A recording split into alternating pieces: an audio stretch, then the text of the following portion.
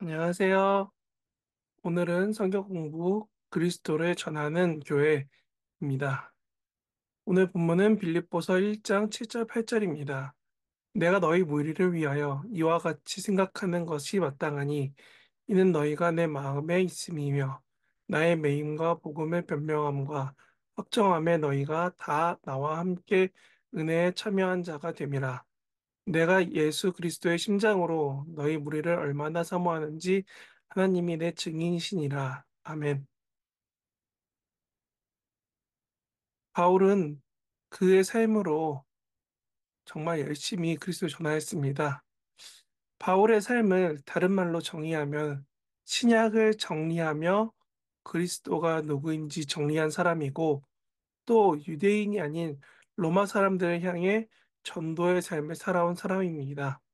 그런 바울의 삶은 지금처럼 후에 사람들이 본다면 그의 죽은 후에 우리처럼 다른 사람들이 본다면 정말 열심히 그리스도를 전한 사람이었고 그의 삶은 누구도 뭐라 하기엔 정말 고단하고 힘든 삶이었습니다. 그런데 그의 상황은 사도행전에 간헐적으로 비춰지지만 고린도후서에 보면 죽을 고비도 여러 넘기고 오늘 본문이 되는 빌립보서에 보면 감옥에 갇히는 그렇게 억울한 상황까지 이릅니다.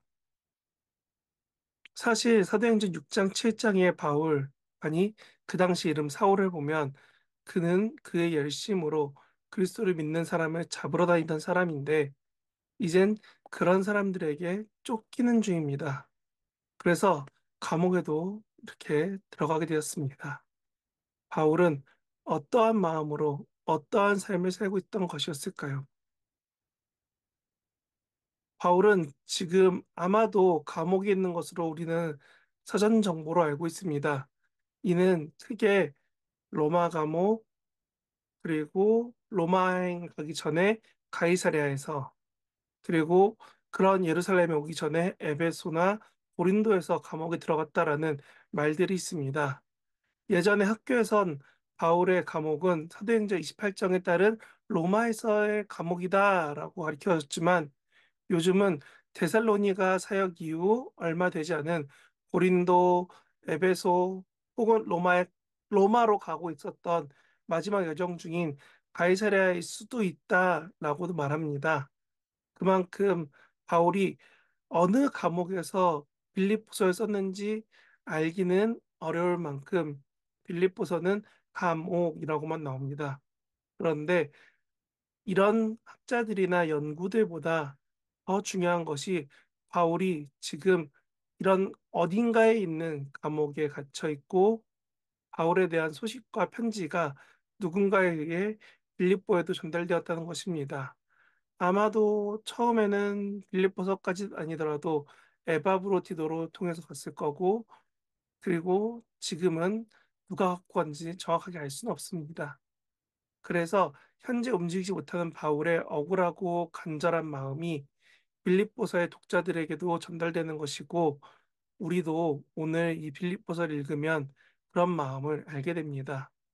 그러면 여기서 우리가 가져야 하는 질문은 이렇게 못 움직이는 상황에 갇힌 바울이 만일 내 모습이라면 나는 어떤 마음으로 무엇을 할 수 있을까요? 사실 바울이 세운 빌립보 교회의 사람들은 바울의 이런 어려움에 마음이 많이 쓰이는 사람들입니다. 왜냐하면 바울을 반대하는 누군가는 17절처럼 바울을 괴롭게 하기 위해 열심히 전하고 있기 때문입니다. 빌립보서를 받은 사람들은 바울이 전하고 증거한 복음을 더 전하기 위해 열심을 다해 복음을 전합니다.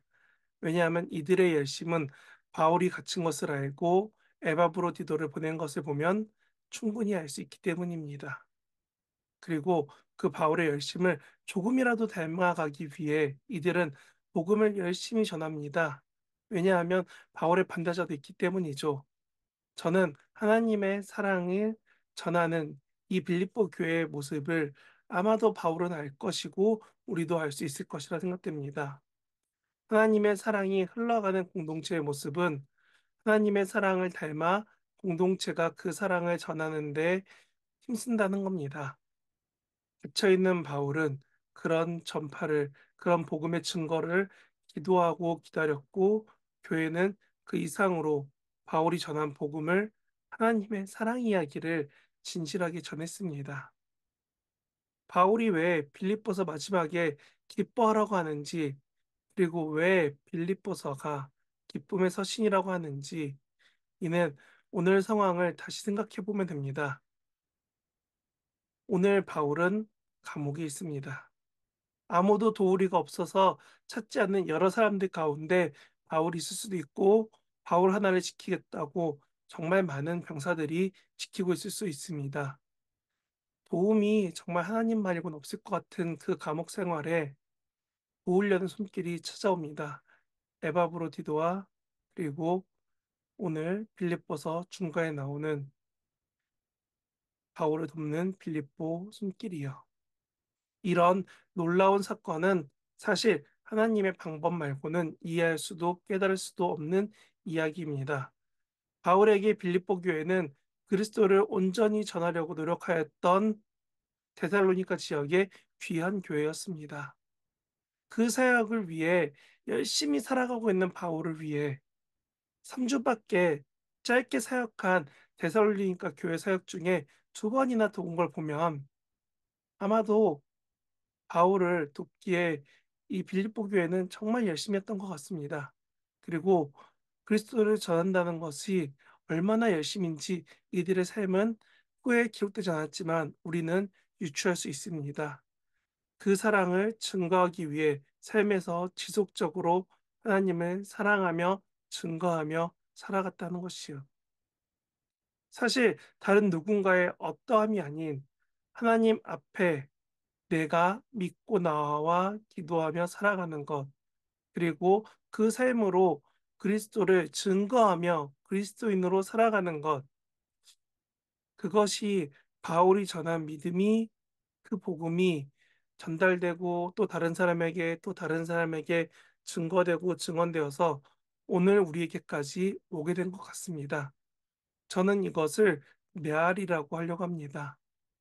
바울은 구약의 이야기 속에서 예수님을 찾았고, 빌립보 교회는 삶에서 그 예수를 전하였습니다. 오늘 우리도 믿음을 따라 그리스도를 전한다면 우리의 그리스도의 증거함이 또한 누군가에게 복음의 증거가 될 것입니다. 이와 같이 그리스도를 믿고 따르는 저와 여러분 되시길 진심으로 바랍니다. 기도합니다. 하나님, 우리를 붙잡아 주시옵소서. 하나님 쫓아 살아갈 수 있게 우리를 사랑하여 주시옵소서. 우리가 주를 보기 원합니다. 주를 닮기 원합니다. 주의 사랑대로 살아가게 하소서. 이 모든 것 예수 그리스도의 이름으로 기도합니다. 아멘.